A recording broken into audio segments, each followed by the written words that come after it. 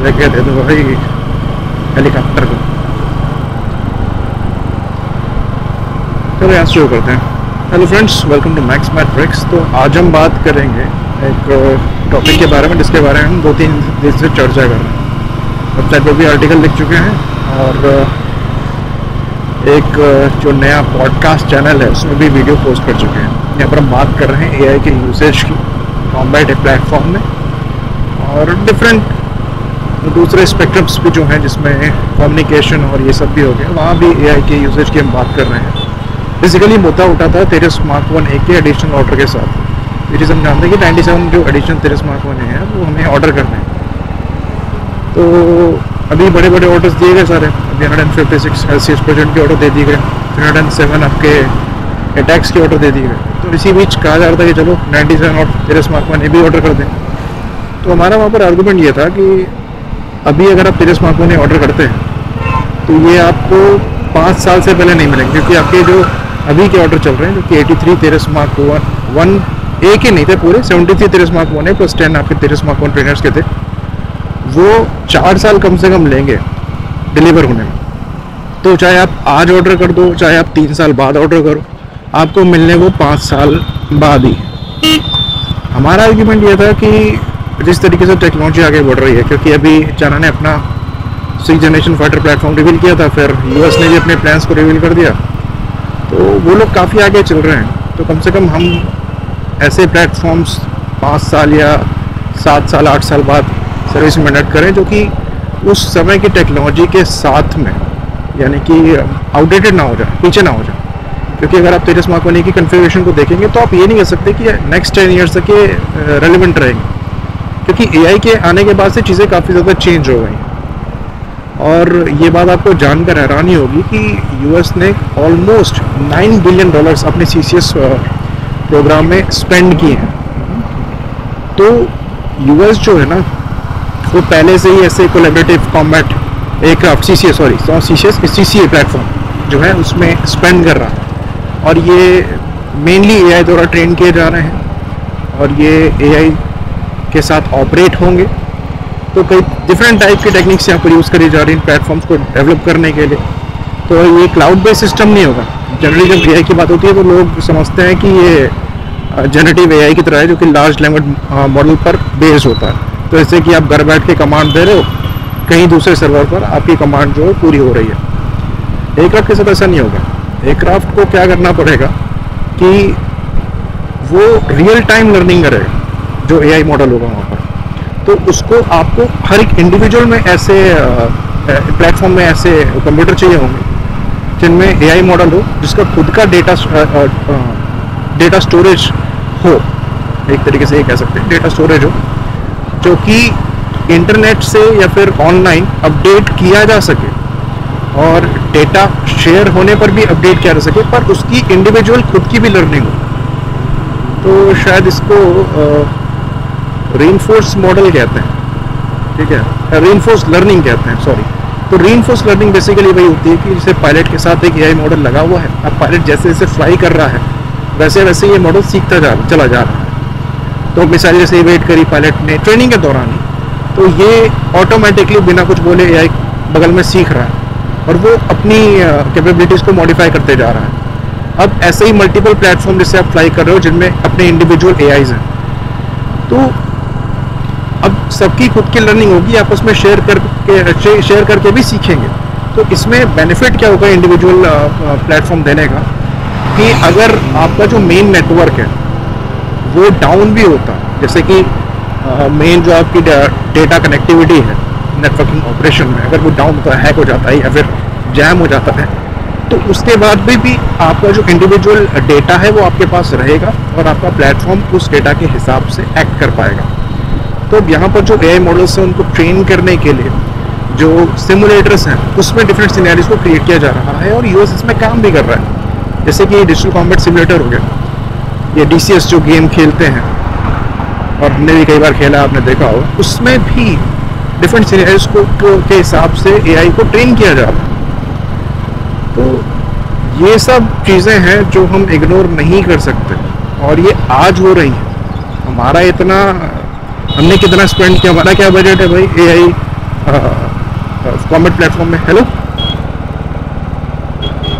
Hello, मैं बात करता हूँ 1 सेकेंड, ठीक है। सॉरी गाइज, ये एक्चुअली हेलमेट में ब्लूटूथ भी लगा हुआ है, कॉल वगैरह आती रहती है, उसके लिए सॉरी। हाँ, तो मैं ये कह रहा था कि एक कॉमेट प्लेटफॉर्म में एआई को डेवलप करने के लिए यूएस ऑलमोस्ट 9 से 10 बिलियन डॉलर स्पेंड कर रहा है, और वो अभी से नहीं कर रहा है, वो स्पेंडिंग किए हुए टाइम हो गया। हमने क्या किया है, ये क्वेश्चन उठना चाहिए। तो यही हमारा सवाल था कि अगर आप तेरस मार्क 1 5 साल बाद इंडक्ट कर रहे हैं, तो आपको अभी से तैयारी करनी चाहिए, कम से कम ऐसे एआई मॉडल्स को इन प्लेटफॉर्म में शुरुआत से ही रखा जाए, जो कि समय के साथ साथ ट्रेन होते रहे। बाकी डेटा तो आप अपडेट करते ही रहेंगे। एआई के आने के बाद जो अपडेट्स हैं वो रेगुलर होंगे। वो ऐसा नहीं होगा कि मतलब आपने एक बार मॉडल डाल दिया तो बस हो गया। आपको वो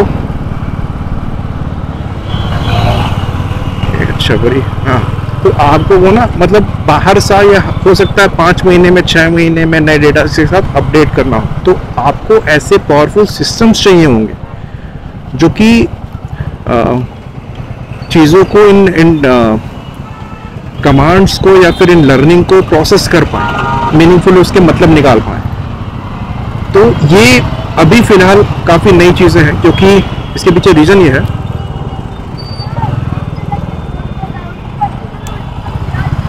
मन तो हो रहा है छू दो उसको भी, लेकिन छोड़ो।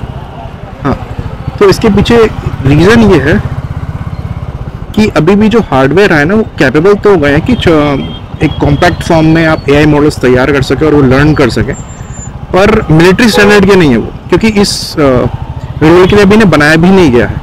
बट आने वाले फ्यूचर में डेफिनेटली क्योंकि इस रोल में ये इस्तेमाल होंगे, तो आपको वो डेवलप करने पड़ेंगे, उस स्टैंडर्ड में लाना पड़ेगा। तो अभी ये जो ट्रेन चल रही है ना, उस पर हमें अभी ऑन बोर्ड होना पड़ेगा, क्योंकि एआई एक बार मेन स्ट्रीम हो गया तो प्रोग्रेस बहुत ज़्यादा रैपिड होगी, और जो पीछे रह गया वो काफ़ी ज़्यादा पीछे रह जाएगा। ये चीज़ हम समझ नहीं रहे हैं, क्योंकि फ्यूचर वॉरफेयर बहुत ज़्यादा कॉम्प्लिकेटेड होने वाला है। ये हमने कल अपने डिफेंस मैट्रिक्स वाली वीडियो में समझाई थी, क्योंकि कई सारे डिसाइडिंग फैक्टर्स जो हैं वो आपके आ जाएंगे।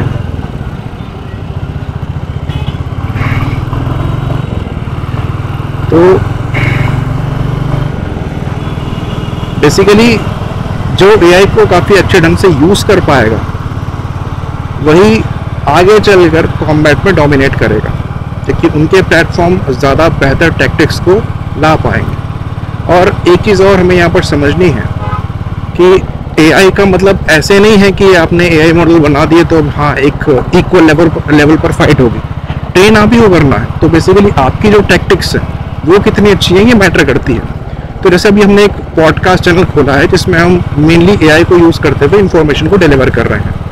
तो डेफिनेटली यहाँ पर हम लार्ज लैंग्वेज मॉडल्स को यूज़ कर रहे हैं, और फिलहाल ये जो लार्ज लैंग्वेज मॉडल्स हैं ये बहुत एक्यूरेट इन्फॉर्मेशन लेकर नहीं आते हैं। अगर मैंने एक प्रॉम्प्ट डाला कि मेरे को इस मिसाइल के बारे में या इस पर्टिकुलर सिस्टम के बारे में इंफॉर्मेशन चाहिए, तो एक बहुत डिटेल आर्टिकल लिखा आ जाएगा, सोर्सेज लिखे आ जाएंगे, बट उसकी गारंटी नहीं होगी कि ये एक्यूरेट है या नहीं है। क्योंकि मेरे पास प्रायर एक्सपीरियंस है और नॉलेज है, तो मुझे पता है कि क्या सही हो सकता है, कौन से लिंक्स गलत हो सकते हैं, तो मैं वहाँ पर करेक्शन कर सकता हूँ। तो आपको एआई ऑपरेट करने के लिए भी प्रायर नॉलेज चाहिए, और उस चीज़ को मैं रेक्टिफाई करके प्रॉपर इन्फॉर्मेशन के साथ डिलीवर कर सकता हूँ। सेम चीज़ होती है जो हमारे प्रोग्रामिंग प्रोफेशनल्स हैं, जो एआई टूल्स को यूज़ कर रहे हैं, वो भी यही काम कर रहे हैं। उनके द्वारा भी डिफरेंट एआई टूल्स को यूज़ किया जाता है कोडिंग करने के लिए, लेकिन क्योंकि उनके पास प्रायर नॉलेज, उनको पता है वो क्या कर रहे हैं, तो जहाँ गलतियाँ होती हैं वहाँ वो खुद करेक्ट करते हैं। तो एआई फिलहाल इस तरीके से चल रहा है। तो एआई टूल्स को यूज़ करने के लिए भी आपको नॉलेज चाहिए। आप ज़ीरो से एआई टूल्स यूज़ करके प्रॉपर प्रोडक्ट नहीं निकाल सकते।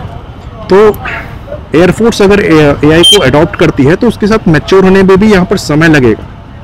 तो समय के साथ साथ ये टूल्स मैच्योर होंगे, और जितना जल्दी आप इन्हें अडॉप्ट करेंगे उतना ज़्यादा ये बेनिफिशियल होने वाला है। सांस नहीं आ रही है, ओके शिट, ऑन क्यों नहीं रहा? The fuck?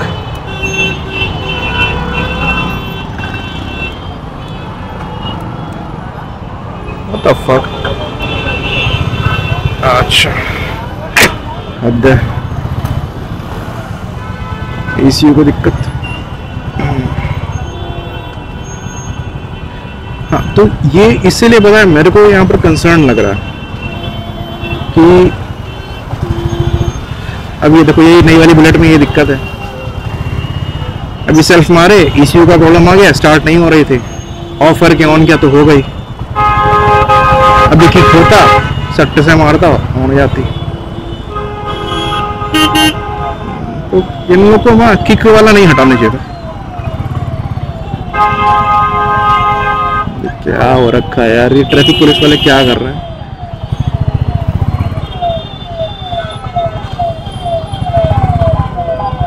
वो इधर घूम रहा है, कौन घूम रहा है, कौन आ रहा है, पता नहीं किसी का। अरे बड़े साहब,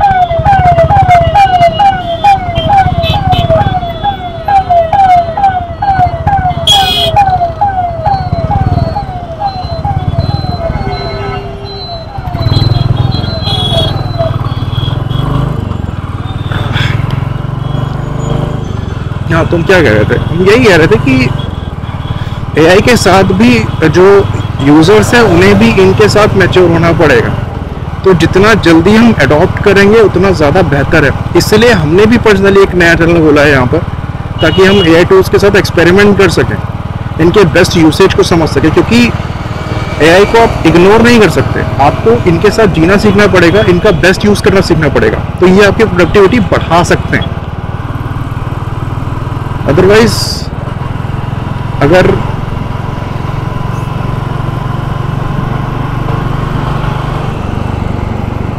अगर आप इनको इग्नोर करते चले जाएंगे, कहेंगे कि यार नहीं है, काफ़ी है, नंबर्स चाहिए अपने को, पहले नंबर्स ले लेते हैं उसके बाद देखा जाएगा, तो ये चीज़ पॉसिबल नहीं है। इस मामले में आप देखा जाएगा वाला एटीट्यूड नहीं रख सकते।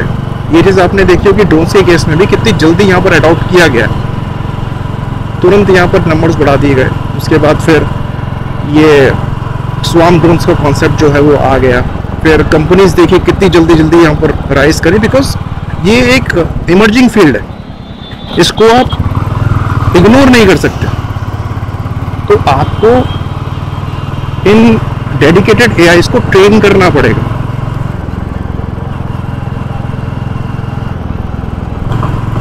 और इसलिए आपको ये पहले से चाहिए, और इसके हिसाब से आपको अपग्रेड्स करने पड़ेंगे जितने भी नए प्लेटफॉर्म रह रहे हैं उनमें। तो अगर अभी से हम काम नहीं करेंगे, अभी से हम तेरस में ये चीज़ प्लान करके नहीं चलेंगे कि हमें यहाँ पर AI टूल्स को लेकर आना है जो कि यहाँ पर रेनफोर्स लर्निंग करेगा, जिसे RL लर्निंग कहते हैं, तो आप उस हिसाब से हार्डवेयर लेकर नहीं आएंगे। और 5 साल बाद भी अगर आप ये लेकर आते हैं तो ट्रेन करने में उसको कई साल निकल जाएंगे। तो वो आपका काफ़ी समय तक तो सिस्टम साथ में ही रहेगा, ज़्यादा कुछ इनपुट नहीं देगा, बेसिकली ट्रेनिंग के लिए आप यूज़ करेंगे। और जितना ज़्यादा लार्ज स्केल में आप उसे यूज़ कर पाएंगे, उतना ज़्यादा रियलिस्टिक सिनेरियो के हिसाब से वो ट्रेन हो पाएगा। तो ये चीज़ हमें दिमाग में रखनी है।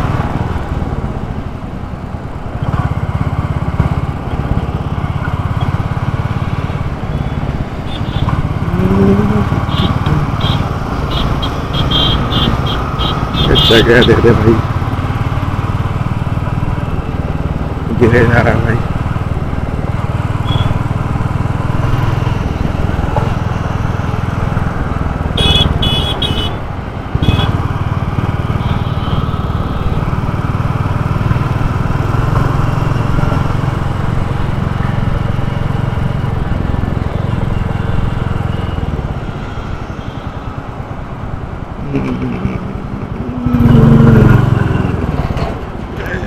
भाई बिना इंडिकेटर के भाई साहब, ये कला है।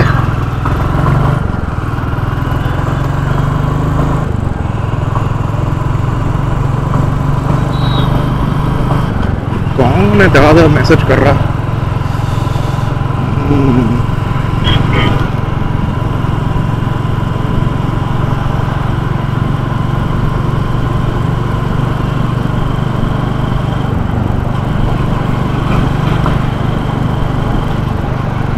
हाँ, बाकी एक और चीज़ हम आपको बताते हैं। तो अगर आप कंट्रीब्यूट करना चाहते हैं ये नए पॉडकास्ट चैनल पे, तो आप भी इंफॉर्मेशन कलेक्ट करके ला सकते हैं वेरीफाइड सोर्स से। और अगर आप हमारे डिस्कॉर्ड सर्वर में हैं तो डेफिनेटली उसे शेयर करिएगा। एक चैनल बना देंगे जहाँ पर हम इन्फो को कलेक्ट करेंगे। तो एक तरीके से जो AI चैनल है ना, उसको हम एक रिकॉर्ड के तौर पर भी यूज़ करेंगे। ठीक है, तो भले वो मोनेटाइज होता है या नहीं होता, उससे क्या फ़र्क नहीं पड़ता। एफर्ट डेफिनेटली जा रहा है और हो सकता है फ्यूचर में कंटेंट पॉलिसी ये है कि AI कंटेंट को मोनेटाइज ना करें। खैर, उससे फ़र्क नहीं पड़ता, बस मैट्रिक्स हमारे लिए सफिशिएंट है। मैक्स मैट्रिक्स मोनेटाइज हो जाएगा तो एक और यहाँ से बेनिफिट हो जाएगा। बट एक इंफॉर्मेशन डेटा टाइप का चैनल रखना है, तो वहाँ पर AI को लेकर एक्सपेरिमेंट्स भी करने हैं ताकि साथ में मेरी भी ग्रोथ हो पाए। ये बहुत मैसेज कर रहा है, देखना पड़ेगा कौन है। थोड़ा सा ना यहाँ केयरफुल हो जाऊँ, बिकॉज नया पुल बना है ना, तो सब एकदम रगड़ के गाड़ी चलाते हैं, सबको जल्दी है।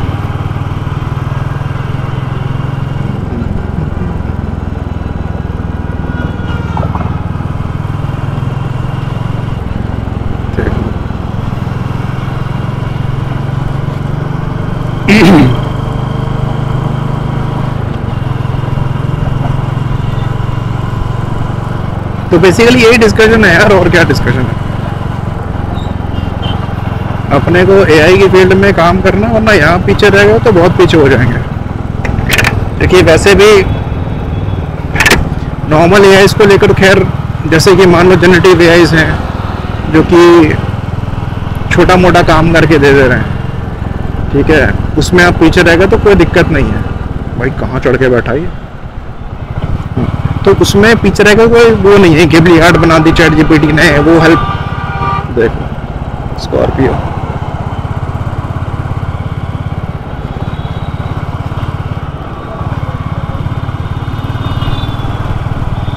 हाँ, तो जो नॉर्मल आपके जनरेटिव AI हैं, उनके साथ आप क्या प्रोग्रेस कर रहे हैं, बहुत आगे नहीं जा पाए तो कोई बड़ी बात नहीं है, ठीक है। लेकिन मिलिट्री के मामले में अगर आप पीछे रह जाएंगे तो ये कैपेबिलिटी गैप हो जाएगा। वहाँ पर आप कॉम्प्रोमाइज़ नहीं कर सकते, क्योंकि वो फिर नेशनल सिक्योरिटी के साथ कॉम्प्रोमाइज़ वाली बात हो जाएगी।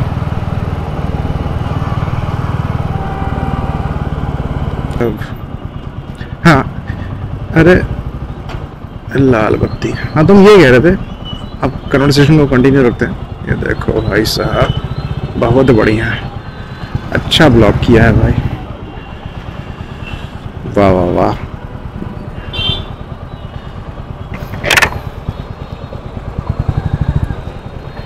तो बेसिकली ये कहते हैं कि पहले आपको ना चीज़ें इंपोर्ट करनी पड़ेंगी। तो जो आपके GPUs वगैरह हैं वो आपको बाहर से लेकर आने पड़ेंगे पहले, क्योंकि आप चिप्स खुद नहीं बनाते हैं। इसीलिए अभी चिप्स को लेकर ना बवाल चल रहा है, ठीक है, कि सारी टेक्नोलॉजी यहाँ पर चाहिए, क्योंकि जिसके पास रहेगी वही फ्यूचर पे लीड करेगा, क्योंकि ये हर जगह अप्लाई हो रही है, ठीक है।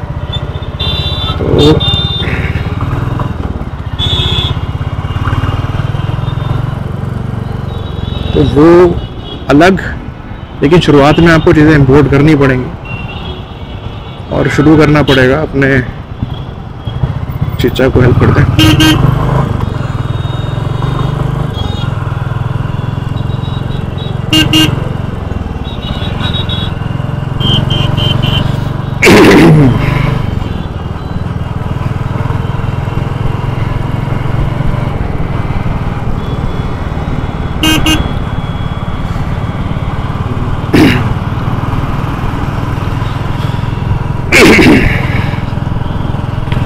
गले में खराश है भाई।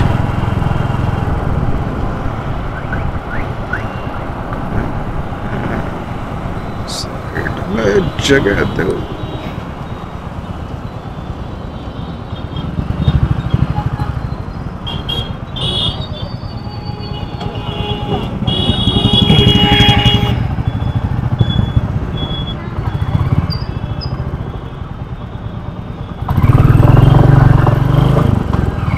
बाकी ये चीज़ पता है आपको कि अगर आप ये एआई कंपनीज में इवोल्यूशन को देखेंगे तो मोस्टली जो काम कर रहे हैं ना वो इंडियंस हैं, बट इंडिया में आपको एआई का इतना प्रोग्रेस नहीं दिखेगा। अभी मेरा एक फ्रेंड आईटी में उससे डिस्कशन हो रहा था, तो उसने एक मेरे को स्लाइड भेजी जिसमें चाइना में जो मतलब टेक्नोलॉजी से जिन पर काम चल रहा है, जो इंडिया में टेक्नोलॉजी से जिन पर काम चल रहा है, उसके बीच में कॉन्ट्रास्ट था। तो मोस्टली हमारे यहाँ जो टेक्नोलॉजी में काम चल रहा है वो सर्विस बेस्ड है, ऐसा कोई रिवोल्यूशन वाला काम नहीं है। ठीक है, बहुत कम ऐसी कंपनीज हैं जो कि फ्यूचर को लेकर एक्चुअली कुछ कर रही हैं। बाकी कंपनीज से हो गई ये खाना पहुंचा दो, ठीक है, एक डेटिंग ऐप बना दो, रूम ढूंढवा दो, ठीक है, ये सब है। और चाइना में वो अलग तरीके पर उनका रिवॉल्यूशन चल रहा है। ठीक है, तो ये चीज़ मैं वही डिस्कस कर रहे थे, तो कहनी नहीं चाहिए, बट एक स्टीरियोटाइप जो हमने बना रखा है ना कि यार इंडिया में डिफरेंट स्टेट्स का, कि अभी आप अगर बेंगलुरु वगैरह में जाओ या फिर दिल्ली वगैरह में जाओ तो बिहार की जैसी बात होती है, तो कहते हैं यार ये तो लेबर आ गए। ठीक है, यहाँ पर तो लेबर ही होती है, या तो आइए स्पीशीज बीच में एक आध दो निकल जाते हैं। तो ये जो मतलब चीज़ है ये इंडिया को लेकर वर्ल्ड में, मतलब हमारे यहाँ इंडिया बेसिकली लेबर्स प्रोवाइड करा रहा है। वो जो अपने अपने काम है ना वो यहाँ पर भेजते हैं, उसके लिए आउटसोर्स करते हैं। ठीक है, तो लेबर ही करते हैं हम, हमारी कंपनीज उनके लिए, और कोई वैसा काम नहीं हो रहा जो हमारी कंट्री को बेनिफिट करे। जो बड़ी बड़ी कंपनीज है वो भी अपनी सर्विसेज ही प्रोवाइड करा रही हैं। R&D वगैरह में आप काम देख लो तो बिल्कुल वो है। हाँ, बीच में IS PCS निकल जाते हैं, यानी कि CEOs वगैरह निकल जाते हैं जो बड़ी कंपनीज में होते हैं। बाकी इंडिया अगर ओवरऑल जब देखें कि या हम लोग यहाँ पर बिहार को दूसरे स्टेट्स में उल्टा सीधा कहते हैं, और इंडियंस की वही हालत दुनिया की दूसरी कंट्रीज में। तो अब इसी को गलत मतलब मत निकालना, ठीक है, जैसी चीज़ें है वैसी बता रहा हूँ। इसमें ये मत लेना कि बिहार को ये समझ रहे हो वो समझ रहे हो। भाई मैं खुद यूपी से हूँ, यहाँ पर हम लोग को क्या समझा जाता है हमें पता है। ठीक है, साउथ में हम भी गए, हमने भी रेसिज्म झेला है। तो ये इन जनरल हर स्टेट के साथ है, हर इंडिविजुअल के साथ कुछ ना कुछ स्टीरियोटाइप लोगों ने बना ही रखा है। और एक तरीके से जो जनरल पॉपुलेशन है इस जगह की वो भी रिस्पॉन्सिबल है इस चीज़ के लिए। I should stop I guess, चलान तो नहीं करेगा। तो वो एक तरीके से मुझे डिनाई कर सकते हैं, बट ओवरऑल अगर आप बड़ी पिक्चर को देखेंगे ना तो जो इमेज बनी होती है उसके पीछे रीजंस होते हैं। जैसे इंडिया की बनी है कि यार इंडिया में हाइजीन नहीं है, तो यार कई जगह देख लो नहीं है। अभी मैं बाइक चला रहा हूँ आसपास देख लो, ये एक अच्छी जगह आ गए हैं, बट अभी तक देख लो रोड पे थूकते हुए मिल गए, मसाला वसाला थूकना। तो है ये चीज़ें, ठीक है, कहीं ना कहीं होती है। बिहार में अगर आप इशूज़ की बात करेंगे तो हाँ यार ये है, गरीबी है वहाँ पर, बहुत ज़्यादा गरीबी है। ठीक है, और जो प्रोग्रेस है वो उतनी नहीं है। अब ऑफेंड होने वाली बात नहीं, हमारे यहाँ कहा जाता है गुंडागर्दी है, तो भाई है, यूपी में है गुंडागर्दी, अब थोड़ी कंट्रोल में आई है, बट है। तो वो जो इमेज थी वो एक तरीके से गलत साउंड करती थी, पर गलत थी नहीं, चीज़ें हैं ऐसे। बाकी हम अपनी डेस्टिनेशन में हमको लग रहा है पहुंच चुके हैं क्या, देखना पड़ेगा। चलो ठीक है, इसको यहाँ पर बंद करते हैं। हाँ यार यही तो है शायद, गाड़ी कहाँ पार्क करनी है। Nothing before coffee.